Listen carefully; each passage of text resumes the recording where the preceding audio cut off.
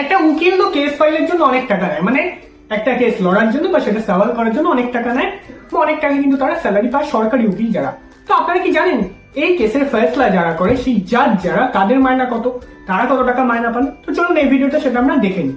তো প্রথম আমরা যেটা দেখবো সেটা হচ্ছে সুপ্রিম কোর্টের প্রধান বিচারপতি যে একদম চিফ জাস্টিস অফ ইন্ডিয়া, তার মায়না হচ্ছে 2.8 লাখ পার মান্থ।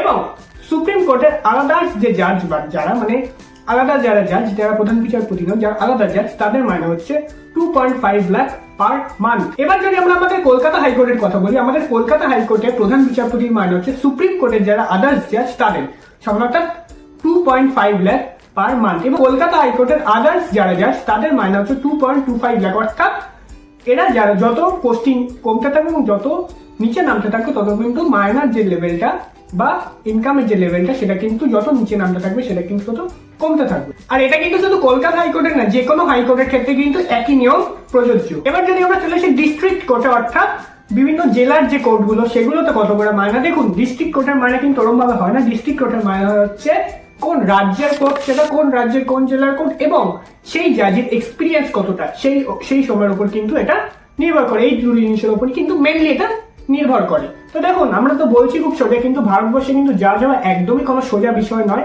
এবং এই জাজ হতে কিন্তু যথেষ্ট পড়াশোনা করতে হয়।